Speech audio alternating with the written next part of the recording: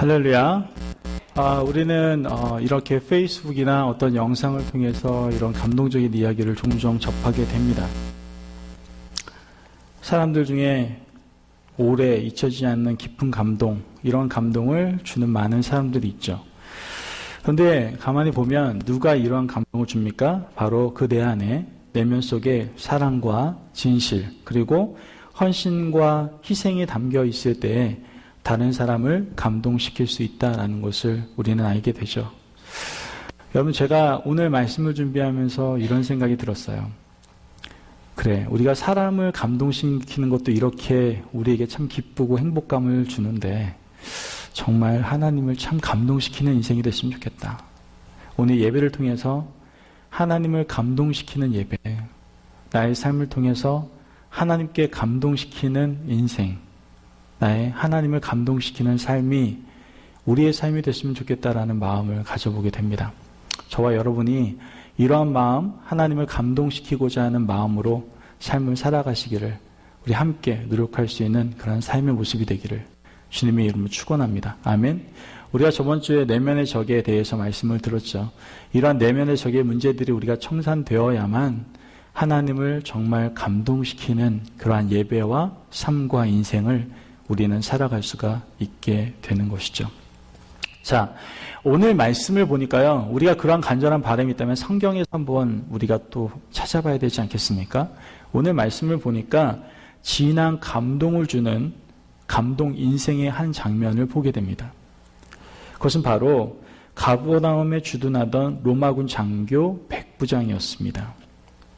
오늘 예수님께서는요, 이 백부장의 믿음을 확인하시고 이렇게 말씀을 하십니다. 마태복음 8장 10절 말씀을 보니까 우리 함께 읽어볼까요? 마태복음 8장 10절 말씀 시작. 예수께서 들으시고 놀랍게 여겨 따르는 자들에게 이르시되 내가 진실로 너에게 이르노니 이스라엘 중 아무에게도 이만한 믿음을 보지 못하였노라. 아멘. 지금 뭐라고 말씀하시는 거냐면, 내가 이렇게 감동을 주는 믿음 본 적이 없다, 이 얘기하시는 거예요. 백부장이 믿음을 보시고 이렇게 감동을 주는 사람은 내가 만나본 적이 없다, 이렇게 얘기하고 계시는 거예요. 저는 이 백부장이 바로 저와 여러분이 되었으면 좋겠습니다. 하나님 보실 때, 예수님 보실 때, 너는 어떻게 그렇게 나에게 감동을 주는 인생을 살아가니? 너 어떻게 예배를 드려도 나에게 이렇게 깊은 감동을 주는 예배를 드리니? 이러한 감동을 주는 인생, 그런 예배를 드리는 저와 성도님이 되었으면 좋겠습니다. 아멘. 그렇다면 이 백부장은 어떤 믿음을 소유하였기에 예수님에게 깊은 감동을 줄 수 있었을까요? 정말 예수님께서 감탄을 하시면서 이런 믿음 내가 본 적이 없다, 이렇게 감동을 하셨을까요? 한번 이 백부장의 믿음을 함께 살펴보고자 합니다. 오늘 말씀을 보니까 주님께 나아온 백부장이 강구하는 내용을 우리가 좀 살펴볼 필요가 있습니다. 마태복음 8장 6절 말씀을 보니까 이르되 주여 내 하인이 중풍병으로 집에 누워 몹시 괴로워하나이다, 이렇게 얘기를 합니다. 가버나움의 백부장이 주님께 나와서 강구하는 것이 뭐냐면은 다른 것이 아니라 자기를 위한 것도 아니에요. 자신의 가족을 위한 것도 아니고 친구를 위한 것도 아니었어요. 자기가 그냥 데리고 있던 알지 모를지 잘 모를 만한 그런 하인의 병을 위해서 간구하고 있는 백부장의 모습을 우리는 지금 성경에서 보고 있는 거죠. 지금 백부장은요, 하인의 병의 증상을 마치 자신이 환자인 것 마냥 의사에게 얘기해 주는 것처럼 자기가 지금 아픈 것 마냥 실질적으로 얘기하고 있는 것을 보고 있게 된다는 것이죠. 어떻게 얘기합니까? 호소하는 거예요. 지금 몹시 괴로워합니다. 내가 그 사람 봤는데 정말 너무 괴로워하고 있어요. 그러면서 굉장히 크게 호소하고 있는 것을 보게 되는 것이죠. 백부장은 지금 다른 사람의 삶을 어떻게 보면 굉장히 소중히 여기고 다른 사람의 고통을 긍휼한 마음으로 관찰할 줄 알았던 믿음의 소유자였다는 것을 우리는 오늘 본문 말씀을 통해서 발견할 수가 있게 되는 것이죠. 예수님께서는 이러한 모습을 기이 여기시고 지금 백부장의 믿음을 통해서 참 이러한 믿음을 본 적이 없구나 라고 하시면서 감동을 받으시는 것을 보게 됩니다. 우리 믿음 생활하죠. 그죠? 하나님의 말씀을 듣고 은혜를 받습니다. 또 때론 정말 내가 죄인이었는데, 정말 구원받을 자가 아니었는데, 하나님, 정말 주님을 인격적으로 만나고 내가 죄인에서 의인으로 거듭나 구원의 기쁨을 누렸을 때 그 놀라운 그러한 삶과 변화에 대해서 우린 간증을 하죠. 그렇지 않습니까? 그리고 그 은혜에 따라서 우린 나름대로 열심히 살아갑니다. 그 받은 은혜대로 열심히 그 은혜를 누리면서 살아갑니다. 그러나 백부장의 믿음은 자신이 은혜를 누리는 것만으로 멈추고 있지 않다라는 거예요. 그는 한 단계 더 나아가는 믿음의 모습을 우리에게 제시하고 있는 거예요. 백부장은요, 지금 자신이 하나님의 놀라운 은혜를 받은 것뿐으로 끝나는 것이 아니라 그 받은 은혜를 어떻게 해요? 흘려보내고 있는 걸 보게 되는 거예요. 뭘로요? 긍휼함으로 흘려보내고 있더라는 거예요. 나 자신만 하나님 알고 있으니까 기뻐, 행복해, 난 너무나 자유함을 누리고 있어. 거기서 끝나는 것이 아니라 지금 내가 받은 그 놀라운 은혜들을 지금 흘려보내고 있다라는 거예요. 예수님의 모습을 닮은 그대로 긍휼함으로 흘려보내고 있다라는 것이죠. 어떻게 보면 자기와 별 이해관계가 없는 그 사람의 신음소리를 듣고 그 소리에 긍휼히 여김을 받으며 긍휼히 여김을 가지는 마음을 가지며 지금 예수님께 간구하는 그 긍휼을 어떻게 보면 믿음의 우리가 생각할 수 있는 믿음의 또 다른 세계에 대해서 지금 백부장 우리에게 말씀해 주고 있다는 거죠. 출애굽기 33장 19절 말씀을 보면요. 여호와께서 이르시되 내가 내 모든 선한 것을 내 앞으로 지나가게 하고 여호와의 이름을 내 앞에 선포하리라. 나는 은혜를 베풀 자에게 은혜를 베풀고 긍휼히 여길 자에게 긍휼을 베푸느니라. 아멘. 더 나아가서 마태복음 5장 7절 말씀 보니까 긍휼히 여기는 자는 복이 있나니 그들이 긍휼히 여김을 받을 것이요. 아멘. 성경에서 이와 같이 긍휼함에 대해서 말씀하고 있습니다. 지금 믿음의 세계, 백부장 우리에게 믿음의 세계를 보여주고 있는 것이죠. 이 믿음의 세계를 보여준 것은 다른 분이 아니라 바로 우리가 알고 있는 예수님이 이와 같은 믿음의 세계를 우리에게 제시해 주셨습니다. 언제나 헐벗고 굶주리고 어려운 자들을 보며 긍휼함을 가지셨던 분이 바로 예수님이십니다. 사람들의 연약함과 무지함, 죄됨을 불쌍히 여기셨던 분, 그분이 바로 예수님이셨습니다. 이사야서 53장 6절 말씀을 보면 이와 같이 고백을 합니다. 우리는 다 양 같아서 그릇 행하여 각기 제 길로 갔거늘 여호와께서는 우리 무리의 죄악을 그에게 담당시키셨도다. 뭐라고 얘기하는 겁니까? 사람들은 양과 같이 어리석고 연약한 존재다라는 거예요. 사람들은 스스로 자신이 어떻게 가야 될지 그 길도 알지 못하면서 그렇게 살아가는 존재들이다라는 거예요. 죄를 지어도 그것이 죽을 일인지를 전혀 모르고 살아가는 인생을 살아가고 있는 것이 바로 사람이다라고 얘기하는 것이죠. 아무리 잘 살고 똑똑하게 산다고 하더라도 하나님 보시기에는 다 어리석은 양과 같은 존재가 바로 사람이다라는 것을 우리에게 말씀하고 계시는 것이죠. 목자가 없으면 금방 다치고 죽게 되는 연약하고 무지한 존재, 그 존재가 바로 사람, 저와 여러분이다라는 거예요. 이러한 사람들의 형편을 하나님께서는 어떻게 하셨다는 거예요? 긍휼히 보셨다라는 거예요. 예수님께서도 이 땅에 오셔서 하나님의 긍휼의 마음을 가지고 사역을 감당하시는 것을 우리 너무나 잘 알죠. 예수님께서 하셨던 많은 일들 중에 병을 고치고 귀신 들린 사람들을 고치시는 일들 다 행하셨죠. 때로는 아예 묻지도 않고 아예 고쳐주시는 그러한 모습을 예수님께서 보여주시는 걸 보게 됩니다. 이 모든 것이 바로 예수님의 긍휼함 때문이었음을 알게 됩니다. 궁극적으로 우리의 구원함, 우리가 구원받은 이유도 무엇 때문입니까? 예수님의 긍휼하심이 있기 때문에 가능한 것이었음을 알게 되는 거죠. 예수님께서 어느 정도 죄악된 우리들을 긍휼히 여기셨느냐? 예수님을 십자가에 못 박고 저주하는 사람들까지도 불쌍히 여기시는 마음을 우리는 성경에서 보게 됩니다. 예수님께서 십자가 위에서 자신을 고통스럽게 했던 사람들, 손가락질하면서 너가 하나님의 아들이냐? 좀 내려와봐. 이 사기꾼 같은 놈아. 그러면서 엄청난 욕을 들으시면서도 예수님께서는 예의 나쁜 놈들아 라고 얘기하신 것이 아니라 하나님의 긍휼의 마음을 가지시고 그들을 향하여 이렇게 말씀하십니다. 하나님, 저들은 저들의 죄를 알지 못합니다.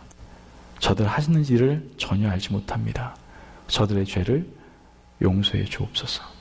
이것이 바로 예수님의 긍휼함이었습니다.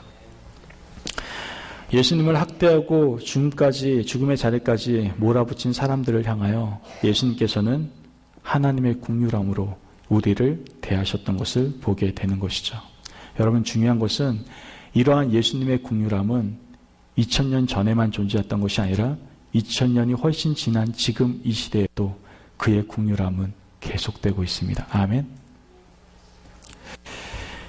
바로 이러한 긍휼함이 있기에 저와 여러분들이 이 자리에 앉아 있는 것이죠. 믿으십니까? 내가 잘나서 이 자리에 있는 게 아니에요. 내가 뭔가 뛰어나기 때문에 이 자리에 있는 것이 아니에요. 주님의 긍휼함이 없었다면 저희들은 이 자리에 앉아 있을 수가 없는 존재들이란 것이죠. 여러분 기억하십시오. 나만 잘 되겠다고 하나님을 찾는 자리를 우린 좀 넘어서야 돼요. 나만 은혜 받으면 되지 뭐. 나만 행복하면 되지. 내가 그 은혜를 누리면서 나만 좋으면 되는 거야. 라는 그러한 이기적인 신앙의 자세에서 우린 좀 벗어나야 됩니다. 하나님은 우리에게 그러한 마음을 주신 적이 없어요. 너만 행복해라. 너만 기뻐라. 너만 자유함을 누려라. 라고 얘기한 적이 없어요. 주님께서는 죽기까지 긍휼함을 보이시며 우리에게 무엇을 주셨습니까? 생명을 주셨습니다. 그리고 주님께서 그 주신 생명은 또 다른 생명을 낳으라고 우리에게 주신 것입니다. 그렇다면 우리가 받은 은혜를 어떻게 해야 됩니까? 바로 흘려보낼 수 있어야 됩니다. 누구에게? 내 주위에 있는 모든 사람들에게 흘려보낼 수 있어야 된다는 것이죠. 어떠한 모습으로? 바로 긍휼함의 모습으로. 여러분 제발 부탁드립니다. 적선하듯이 하라는 것이 아니라 주님이 우리를 향해서 긍휼함으로 우리에게 베풀어줬던 그 은혜를 기억하면서 그 은혜 속에서 긍휼함을 흘려보내십시오. 그 긍휼함 안에는 적선의 모습이 있었던 게 아니에요. 그냥 단순히 불쌍한 사람 돕는 정도의 수준이 아니라 그 안에는 놀라운 사랑이 들어가 있다는 것을 알게 됩니다. 그러한 긍휼함을 우리는 베풀 수 있는 저와 성도님의 삶이 되시기를 주의 이름으로 축원합니다. 아멘. 바로 이 백부장의 믿음을 보고 감동을 받으셨던 이유는 바로 이러한 긍휼히 여기는 마음, 믿음을 가지고 있었기 때문에 그래요. 두 번째로 이 백부장의 믿음을 보면요. 예수님께서 놀라실 수밖에 없어요. 왜냐? 이 백부장은 굉장히 겸손한 믿음을 가지고 있었거든요. 마태복음 8장 8절 말씀 보니까 백부장이 대답하여 이르되 주여 내 집에 들어오심을 나는 감당하지 못하겠습니다. 라고 얘기합니다. 아니 지금 생각해 보세요. 주님께서 고쳐주시겠대요. 안 고쳐주시겠다는 게 아니라 야 내가 가서 고쳐줄게 라고 얘기했어요. 그런데 그러면 지금 백부장의 반응은 어때야 됩니까? 감사합니다. 어서 오세요. 어서 오세요. 이렇게 하는 게 마땅한 거 아닙니까? 그리고 지금 백부장의 위치가 뭐 그렇게 보잘것없는 위치가 아니라고요. 가버나움을 주둔하고 있던 로마 군대 백부장이란 말이에요. 나름대로 꽤나 잘 살았을 거예요. 권력도 가지고 있었단 말이에요. 집도 나름대로 괜찮은 집에 살았을 거란 말이에요. 뭐 주님께서 오신다고 했을 때 그래요. 어서 오십시오. 딱 집 딱 준비해 놓고 예수님 오실 것을 준비하는 것. 어떻게 보면 이런 모습이 당연한 것 아닙니까? 그런데 백부장의 자세는 왠지 달랐어요. 고쳐주시겠다고요? 어서 오세요. 라고 얘기한 것이 아니라 지금 백부장은 오히려 예수님께 이렇게 얘기합니다. 주님, 내 집에 들어오심을 저는 감당하지 못하겠습니다. 라고 얘기하더라는 거예요. 도대체 백부장이 뭐가 부족해서 왜 이러한 대답을 예수님께 했을까요? 주님께서 백부장의 집으로 오시겠다고 하는 그 순간 백부장은 고민에 빠졌을 겁니다. 왜요? 주님은 너무나 크고 귀하신 분이다라는 것을 그때 절실히 또한 깊이 깨닫게 됐다라는 거예요. 단순한 사람이 아니라 그렇게 귀하고 고귀하고 능력 있으신 주님이 주님 앞에 서니 내가 너무나 부족한 거예요. 내가 가지고 있는 재력, 내가 가지고 있는 권력, 내가 가지고 있는 모든 것들이 예수님 앞에 서니까 너무나 초라해 보인 거예요. 그래서 그 집으로 들여보내는 것을 막는 것을 우리 백부장의 모습을 통해 볼 수 있는 것이죠. 이것은 백부장의 겸손의 모습이다라는 것을 우리는 알게 되는 겁니다.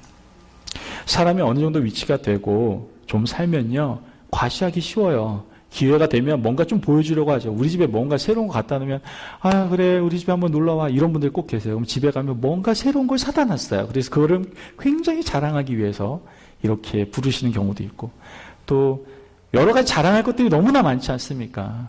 우리 삶을 살아가다 보면. 그런데 그 모든 것들이 예수님 앞에 딱 서니까 아무것도 아니더라라는 거예요. 그렇습니다.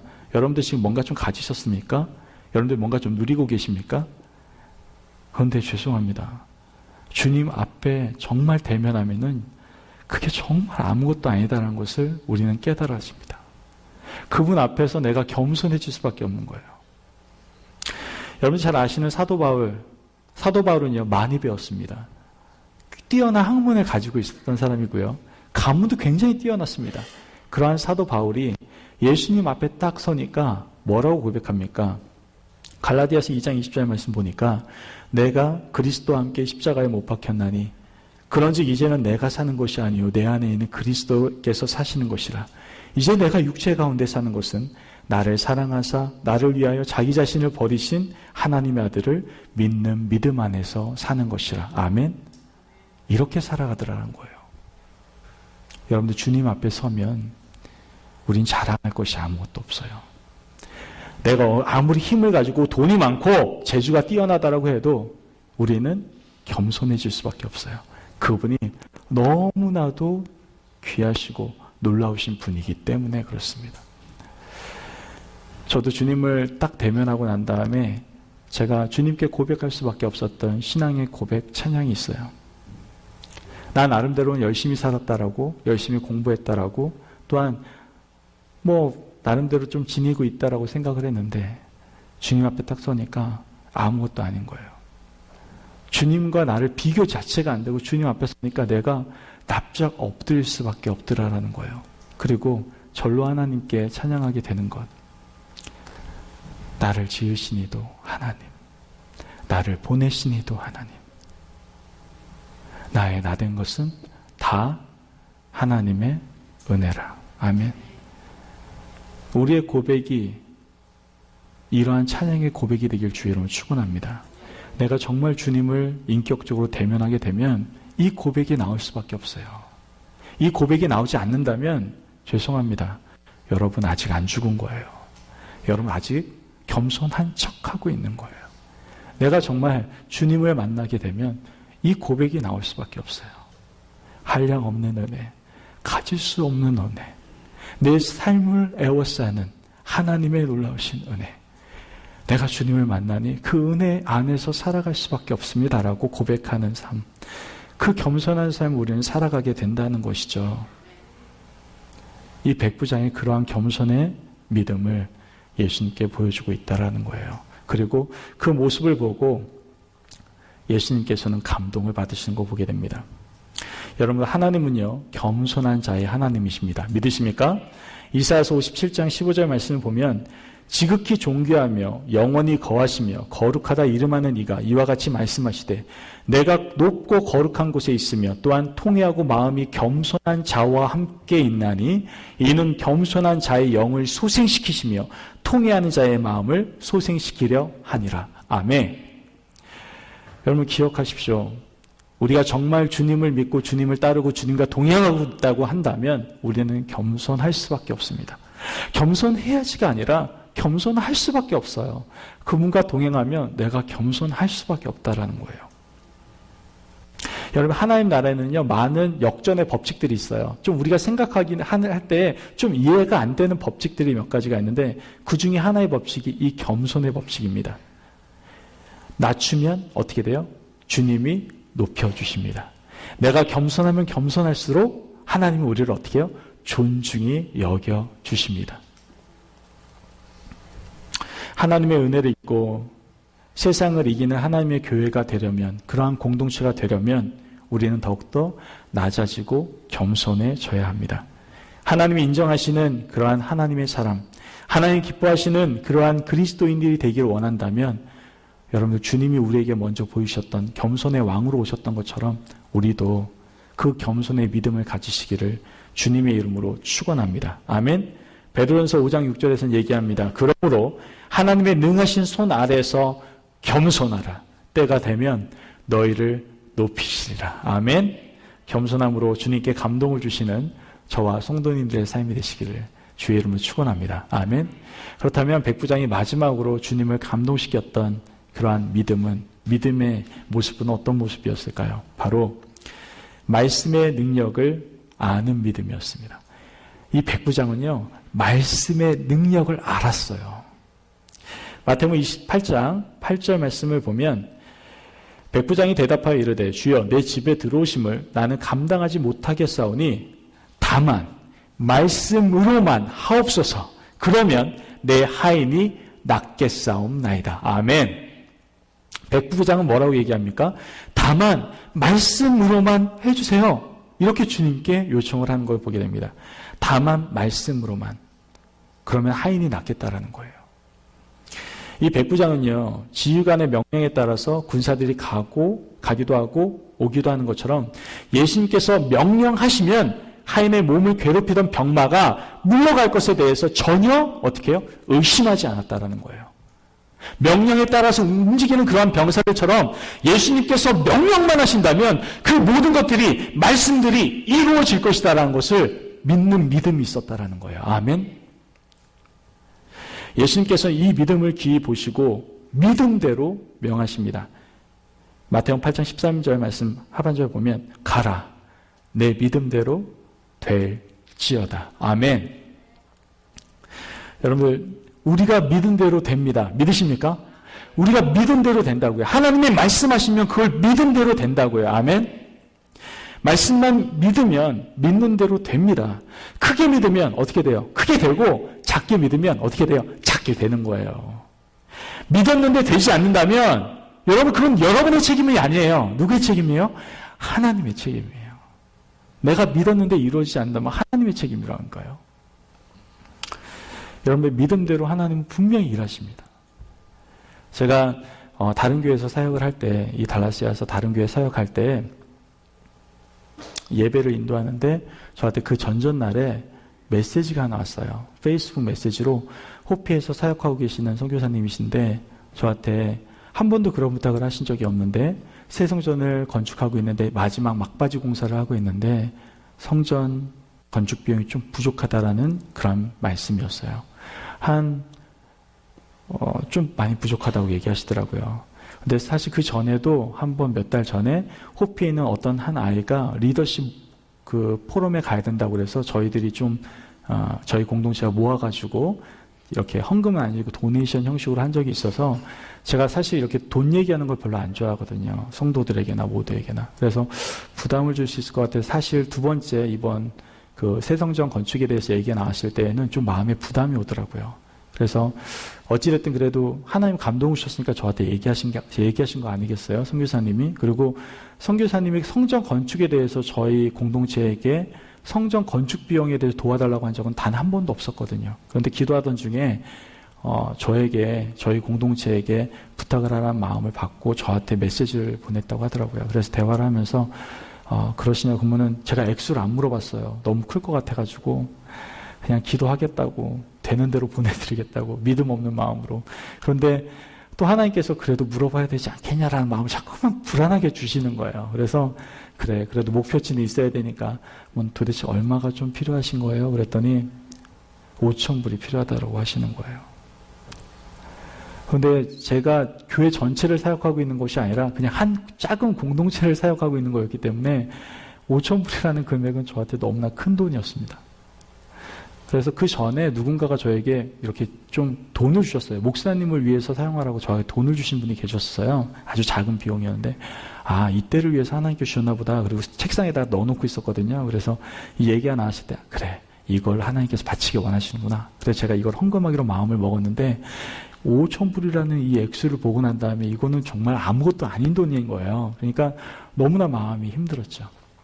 그러던 중에 예배 시간이 되었고 한 달에 한 번 예배를 드렸거든요. 저희 공동체는 그때 이제 오픈을 했습니다.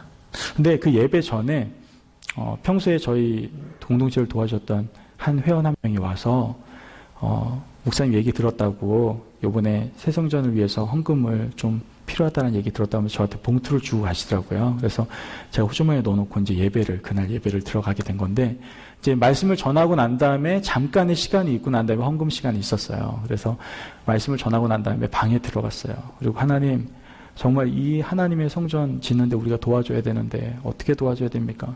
너무나 큰 액수고 우리 공동체 너무나 작고 어떻게 해야 될지 정말 모르겠습니다. 그런데 하나님께서 분명 우리 공동체를 통해서 일하신다고 하신 거니까 저는 믿습니다. 믿는데 왜 이렇게 마음이 불안합니까, 하나님? 그런 마음을 가지고 일단 제가 먼저 받았던 그 헌금 봉투를, 어차피 헌금을 해야 되기 때문에 제가 봉투를 좀 열어봤어요. 열어보고 액수를 확인을 했어요. 얼마를 더 거쳐야 되는지 저도 확인을 좀 해야 될 거 아니겠습니까? 그분이 보통 이렇게 헌금을 하면 어느 정도 하신다라는 거 자주 하셨던 분이기 때문에 대충은 알고 있었어요. 근데 딱 봤더니 숫자 5가 맨 처음에 써 있더라고요. 체크였는데. 그래서 예전과 동일하게 한 500불 정도 또 헌금을 하셨구나. 감사하다. 이렇게 생각을 하고 있었어요. 그런데 좀 더 열어보니까 거긴 5,000불의 체크가 적혀 있었어요. 저는요, 그때 그게 체크가 5,000불로 보이지가 않았어요. 그때 하나님께 저에게 주신 음성이에요. 나는 하나님이다. 제가요, 그 자리에서 무릎 꿇고 회개했어요. 하나님, 내가 믿는다고 얘기했지만 내가 사실 마음이 두려웠다고. 그런데 하나님이 하나님 되심을 내가 보게 됐다고. 여러분, 믿음대로, 내가 믿는 대로 이루어집니다. 믿으십니까? 전 믿었어요. 그렇지만 인간의 연약함이 분명히 있었어요. 그러나 분명 하나님은 어떻게 해요? 말씀하신 대로 이루시더라는 거예요. 아멘.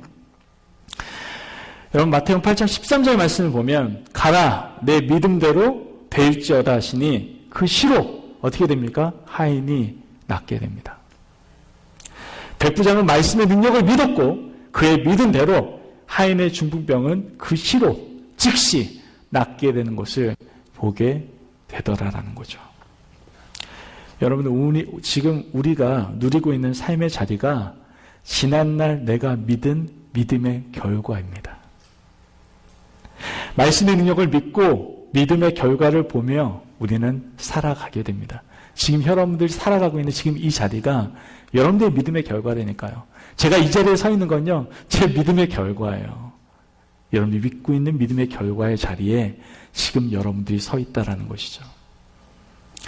시편 1편 말씀을 보면 여호와의 율법을 즐거워하며 사는 사람은 시냇가에 심은 나무와 같이 그 잎사귀가 마르지 않고 시절을 쫓아 열매를 맺는다라고 말씀하고 있습니다.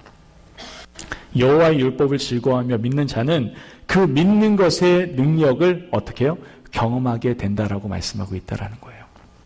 이와 같이 바로 말씀의 능력을 믿는 그 백부장의 믿음이 주님의 마음을 감동시키는 것을 보게 됩니다.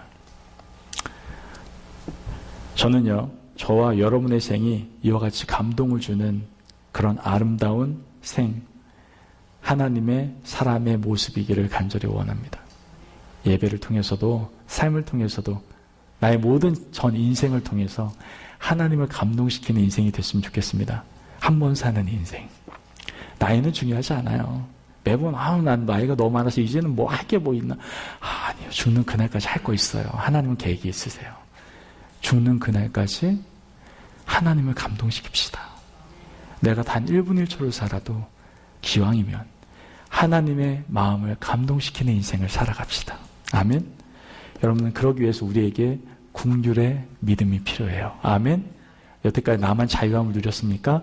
나만 은혜를 누렸습니까? 나만 기쁘고 행복하면 됐습니까? 나만 잘 먹고 잘 살면 됐습니까? 아니에요. 그 긍휼의 믿음을 가지고 그 긍휼의 믿음을 흘려보낼 수 있어야 돼요. 또한 더 나아가서 우리는 겸손의 믿음을 가지고 계셔야 됩니다. 여러분, 조금이라도 교만한 마음을 가지고 있는 부분들이 있다면 제발 좀 죽으세요. 그리고 찬양으로 고백하세요. 나의 다 된 것은 다 하나님의 은혜입니다 라고 고백하세요. 우리가 겸손의 믿음을 가지고 나아갈 때 주님 감동하십니다. 마지막으로 말씀의 능력을 믿으십시오. 여러분들이 믿는 그 자리가 바로 믿음의 자리입니다. 여러분들이 믿는 믿음의 자리예요. 아멘. 지금 우리 교회는요, 말도 안 되는 비전을 꿈꾸고 있습니다. 그런 저는 믿습니다. 하나님이 행하실 것을 믿습니다. 제가 여기가 오피셜한 주일 설교이기 때문에 하나님 주신 감동을 여기서 또 한 번 공유할 수 없어요. 놀라실까봐. 그러나 어찌됐든 하나님은 우리가 믿은 대로 분명히 말씀대로 분명히 이루시는 분임을 믿으시기를 주의 이름으로 축원합니다. 아멘. 주님은 분명히 얘기하십니다. 내가 어디에서도 이런 믿음을 만나보지 못했다라고 얘기하십니다. 저는 우리 성도님들을 예수님께서 만나실 때 야, 내가 어디에서도 야, 너 같은 믿음을 본 적이 없다. 야, 너도 그러네?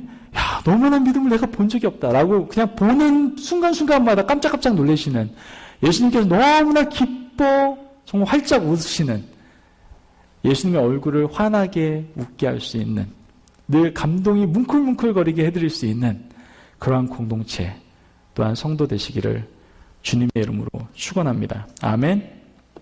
오늘 이 시간에 우리 같이 잠깐 기도하며 나아가며 오늘 이 시간에 고백하는 시간 갖도록 하겠습니다. 여러분들 오늘 이 시간의 백부장은요 바로 예수님을 감동시켰습니다. 저는 그런 감동시키는 인생을 바로 저와 여러분 우리 공동체가 살아갔으면 좋겠습니다. 이를 위해서는 우리에게 긍휼의 믿음이 있어야 돼요. 하나님 우리에게 긍휼의 마음을 부어주시옵소서. 내가 나밖에 모르고 살아갈 때가 너무나 많았습니다. 다른 사람 힘든데, 다른 사람 지쳐있는데, 다른 사람 넘어져 있는데, 다른 사람 아파하고 있는데, 괴로워하고 있는데 나는 나 몰라라고 살아갈 때가 너무나 많았습니다. 주님 나에게 긍휼의 믿음을 부어주시고 그 예수님의 놀라운 긍휼함이 나에게 임하여 내가 긍휼의 믿음으로 나아갈 수 있도록 도와주시옵소서. 주님 내가 겸손의 믿음으로 나아가기를 원합니다. 주님 앞에 서니까 내가 아무것도 아닙니다. 주님 앞에 서니까 내가 별 볼 일 없는 존재입니다. 내가 그 겸손함으로 하나님께 나아갈 수 있도록 주님 도와주옵소서. 주님 말씀하신 것이 능력으로 나타나게 될 줄 알고 있습니다. 난 그걸 믿습니다. 말씀의 응함을 믿습니다. 그러한 믿음을 우리에게 부어주시옵소서. 우리가 이러한 믿음을 가질 때 주님 우리에게 말씀하십니다. 이 같은 믿음을 내가 본 적이 없다. 내가 너 때문에 감동받았다 라고 말씀하십니다. 우리가 그러한 믿음의 자들 되게 자리에 서게 해달라고 우리 함께 기도하며 나아갑시다.